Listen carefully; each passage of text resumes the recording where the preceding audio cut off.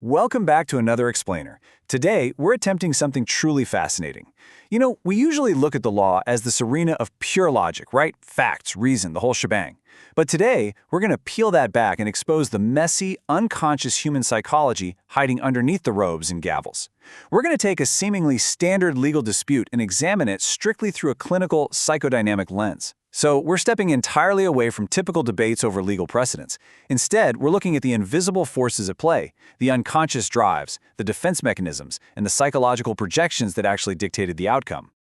It's a pretty wild question, isn't it? What looks on paper like a straightforward, cut-and-dry legal dispute over internet posts can actually be reframed into a deep, unconscious theater of the mind. As you'll see, the documents and transcript from this case reveal that what was happening in the courtroom wasn't really a debate over facts at all. It was a collision of two completely incompatible psychological structures. One structure demands absolute nuance and theoretical truth, while the other demands absolute certainty and rigid control. And when those two psychological frameworks crash into one another, it creates a fascinating, almost unavoidable tragedy. So, here is our clinical roadmap for today. We'll start with the context, dive into the mind of the individual, explore the mind of the system, analyze their collision, and wrap it all up with the resolution. Let's jump right in. Act 1. The context. Okay, let's lay down the factual groundwork of the case that sparked this intense psychological analysis, just so we all have the same baseline. Between 2019 and 2022, Dr. Chenjing Yuan, who was a physics PhD specializing in complex systems, by the way, he occasionally retweeted unoriginal posts on social media. Then, in September 2022, a large team of police forcefully entered his home and arrested him. Fast forward to January 2023, he's indicted, and in April 2023, after a closed-door trial, he's sentenced to 20 months in prison for picking quarrels and provoking trouble. The evidence against him? Literally, just those retweets. It is staggering to think about the sheer irony here. You have this brilliant mind trained to map the most intricate, complex systems in the universe, and he gets locked up over retweets. Act 2. Mind of the individual. So how does a highly educated scientist actually react to the extreme, isolating pressure of incarceration and interrogation? Well, to understand his reaction, we can turn to the concept of intellectualization. In psychodynamic psychology, defense mechanisms are strategies your mind uses to cope with extreme anxiety. To put it simply, imagine your house is on fire, and instead of panicking or running out with your family photos, you calmly pull up a lawn chair to calculate the thermodynamic burn rate of the wood. That is intellectualization. When faced with the trauma of imprisonment, Dr. Chen didn't break down emotionally. Instead, he relied heavily on complex science and mathematical logic. He used his core identity as a scientist to protect his ego from collapsing, basically creating an impenetrable psychological fortress built entirely out of logic.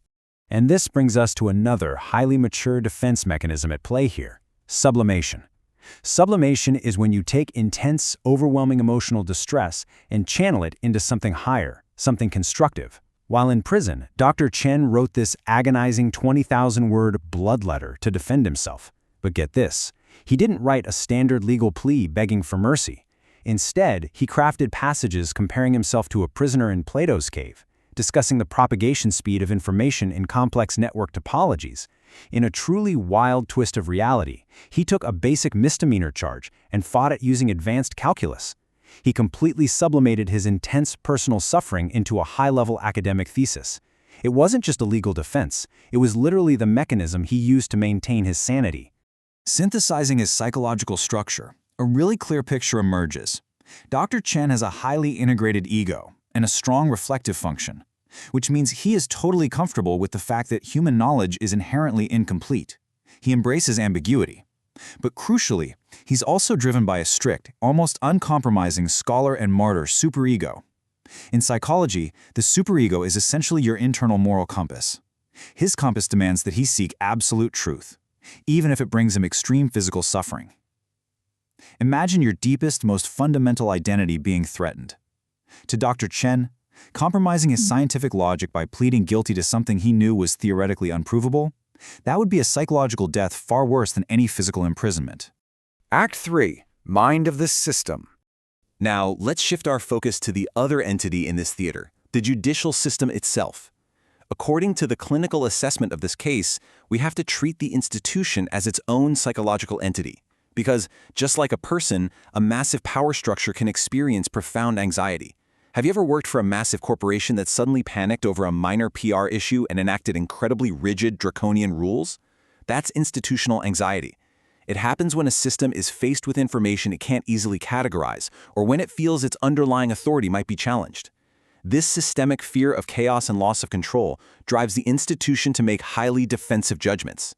It develops this rigid, overwhelming need to find someone to blame, someone to hold liable, just to reestablish the illusion of absolute control. Now, while Dr. Chen utilized mature defenses like intellectualization, the source analysis notes that the system relied on much more primitive defenses. One of the biggest ones is splitting. Splitting is a psychological term for extreme black and white thinking. There is absolutely no gray area, no room for nuance. You were either entirely good or entirely evil. Faced with the vast, chaotic, and totally unmanageable nature of the internet, the system compresses incredibly complex realities into simple binary choices. Add to that simplification and denial, and any dissenting opinion or academic skepticism is automatically labeled as a malicious rumor. The system, desperately trying to soothe its own institutional anxiety, simply refuses to tolerate any ambiguity whatsoever. We can actually see this rigid institutional superego operating directly within the official court verdict. The court stated Defendant Chen, with a high academic degree and knowledge level, should distinguish right from wrong, knowingly forwarded false information. The clinical analysis points out that the system demands absolute certainty. It assumes that just because an individual is highly educated, they must somehow possess this godlike ability to instantly and perfectly know the absolute objective truth of everything they read on the internet. It projects an impossible standard of omniscience right onto the individual, all to justify its own need for control. Act 4. The collision. So what happens when these two entirely incompatible psychological structures finally crash into one another? Well, they meet on a very specific, fiercely contested battlefield, the legal concept of intent. To the system, finding intent is a necessary mechanism to process its own anxiety. It fundamentally needs Dr. Chen to have acted with malicious intent so it can logically justify punishing him and thereby restore its sense of order. Dr. Chen, however, is driven by cognitive humility. He views human knowledge as fundamentally limited. He literally cited Gödel's incompleteness theorem, which is essentially a mathematical proof showing that in any complex system, some things simply cannot be proven true or false, to argue that he cannot logically have the intent to spread a rumor. Because scientifically speaking, absolute certainty is a total myth. And here is the major takeaway from this clinical assessment. The concept of intent wasn't a factual piece of evidence discovered on a hard drive or in an email somewhere. It was entirely a psychological projection. The system took its own deep unconscious fear of societal chaos and projected it directly onto Dr. Chen. It interpreted his nuanced academic skepticism not as a quest for truth, but as deliberate malicious intent to disrupt society. This is a massive revelation when you look at legal battles through a psychological lens. Often, what is actually being punished is not the action itself, but the anxiety that action triggers in the authority evaluating it. As a result, both entities end up hopelessly trapped in an interlocking script, creating a devastating feedback loop. Dr. Chen's inner drive to maintain his scientific integrity pushes him naturally into the role of the martyr, suffering for the truth. Meanwhile, the system's absolute drive to maintain control forces it to play the authority, punishing the rebel. And here is the real tragedy of the loop. The more Dr. Chen acts like a martyr defending the scientific method, the more the system feels its absolute authority is being threatened.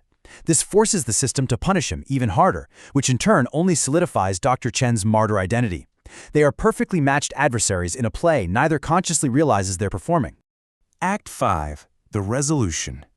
Summarizing the clinical assessment, we see a total failure of conscious communication. These two sides were speaking completely different psychological languages. The analysis highlights a phenomenon called mutual projective identification, which is when two opposing sides continuously project their own worst fears onto each other, basically forcing the other side to act out those exact fears.